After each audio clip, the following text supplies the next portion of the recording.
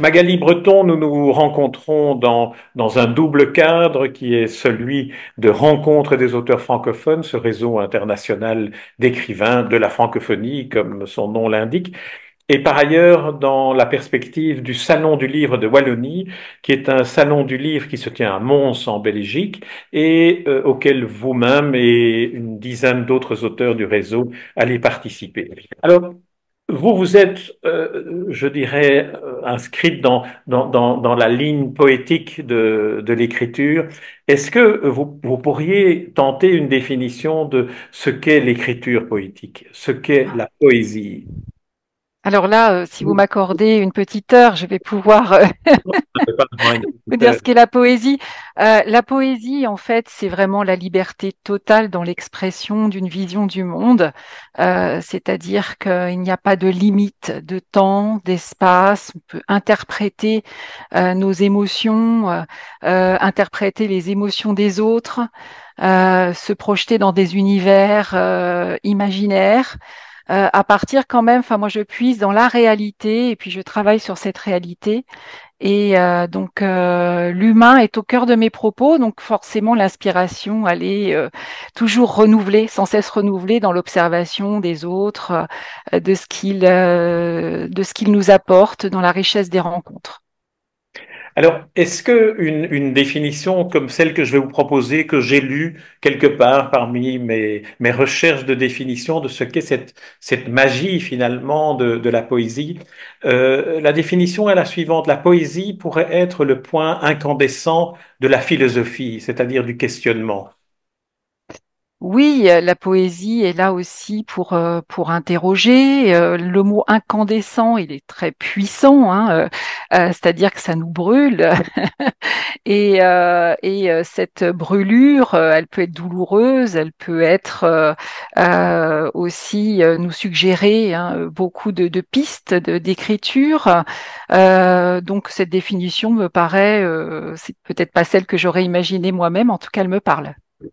Alors, on va revenir à vous, si j'ose dire, plus directement, dans le lien qui s'est créé entre vous et le livre dans l'enfance, par exemple. Est-ce que il peut y avoir là, dans votre enfance, un lien singulier avec la littérature qui fait que vous vous soyez dirigé vers la poésie ensuite?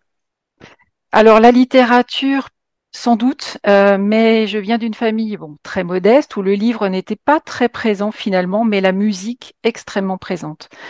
Et en fait, je suis venue au texte, à la saveur des mots, via la chanson, Brassens, Léo Ferré, mon père adorait Léo Ferré par exemple, Barbara, et plus récemment peut-être enfin, Brel, Jacques Brel, Francis Cabrel.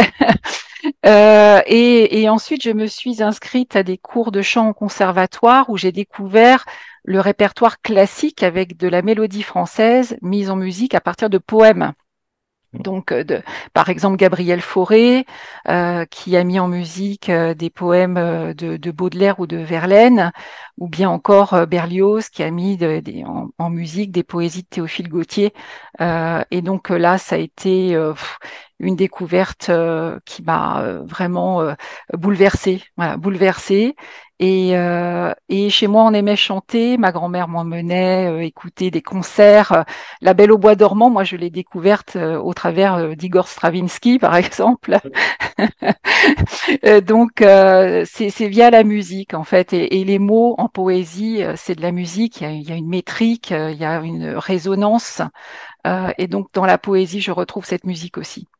C'est peut-être là qu'on pourrait trouver dans ces origines musicales de votre vocation littéraire l'orientation vers la poésie qui finalement Oui. aussi une formulation musicale de ce qu'est la littérature ou l'écriture ou la langue. Oui, parce que j'ai commencé d'abord par écrire des chansons, en fait. Des chansons, ce sont des petits textes, un concentré d'émotions, et puis en tirant le fil, on va après vers la poésie, qui est aussi un petit condensé, un instantané d'émotions. Donc tout ça est très lié. J'en déduis donc, parce que je n'ai pas eu l'occasion de vous lire, ce n'est pas une interview littéraire ici, j'en déduis donc que votre poésie est une poésie narrative ou est-ce que vous explorez aussi des domaines plus abstraits en Alors poésie? c'est vrai que si on peut dire qu'une émotion est abstraite, parce qu'elle est impalpable, En cela, peut-être que ce que j'écris est un petit peu abstrait, mais je vais quand même raconter à chaque fois une histoire et le fil conducteur, enfin, si je puis dire ma signature en quelque sorte, c'est à chaque fois une personne qui s'exprime, ou si je veux faire parler, aller vers la nature, par exemple, je vais personnifier un arbre et je vais le faire parler. Donc, à chaque fois, on va retrouver cette démarche-là dans mon écriture. Oui, c'est très brélien et en même temps l'incarnation d'éléments de la nature. Cela fait penser aux fables aussi. Oui, aussi d'ailleurs, la fable est une des catégories entre guillemets un registre de la poésie. Alors, si vous voulez bien, on va s'orienter maintenant vers les deux points qui font votre actualité dans le cadre de cet échange, le réseau des auteurs francophones et le Salon du Livre de Mons. Alors, le réseau, tout d'abord, comment y êtes-vous entré? Comment l'avez-vous connu et qu'est-ce qu'il vous apporte? Alors, je me trouvais dans un prestigieux endroit, puisque il y a le prix Arthur Rimbaud de poésie dont la cérémonie annuelle se déroule dans les salons du Sénat, et avec un public très large.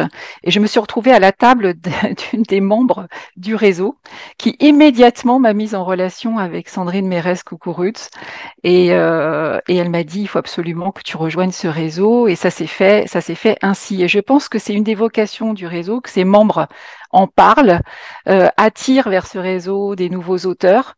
Et bien, ça a été dit dans d'autres interviews avant, ce sont les échanges, la découverte des autres. Et en fait, là, j'ai une pile de livres de mes, de mes homologues auteurs que je prends dans les salons à chaque fois. Nous échangeons nos ouvrages et donc ça, c'est extraordinaire et on se soutient. C'est un soutien, c'est un tremplin, c'est une aide fabuleuse parce que je n'aurais pas imaginé pouvoir participer au Salon du Livre de Monaco, demain à Mons et au mois d'avril 2025 à New York. Donc c'est absolument extraordinaire. Le Salon du Livre de Mons, qu'est-ce qu'il vous apporte si vous le connaissez ou qu'est-ce que vous en espérez si vous n'y êtes jamais allé? On sera en Wallonie, donc dans la région francophone du pays voisin du vôtre. Alors, j'aime beaucoup la Belgique, hein. J'ai un ami pianiste que je vais écouter en concert encore récemment à Liège. Euh, euh, le salon du livre, j'en espère, comme avec d'autres salons, le fait d'aller à la rencontre d'un public qui est celui proche de Mons, pour partager en fait la poésie, parce que ce n'est pas ce qui attire le plus la poésie dans les salons du livre. Il faut dire qu'il faut mettre beaucoup d'énergie à aller chercher dans les allées des personnes qui déambulent pour les amener à lire au moins un poème et créer une accroche pour ensuite parler de poésie avec les personnes. Donc c'est ce que j'espère une nouvelle fois. Pour vous rassurer, l'édition poétique en Belgique et la lecture de poésie en Belgique est extrêmement implantée dans les habitudes de lecture et dans les habitudes éditoriales aussi. Alors c'est Évidemment, de bon augure alors. on édite beaucoup de poésie, il reste à savoir si on en lit beaucoup. En tout cas, je vous souhaite un bon salon et de belles rencontres à Mons et je me réjouis de vous y rencontrer fin novembre. Mais de Merci même, j'ai beaucoup, hâte. Libre. À bientôt. Merci, au Merci. revoir, à Bon bientôt. après-midi. Au revoir.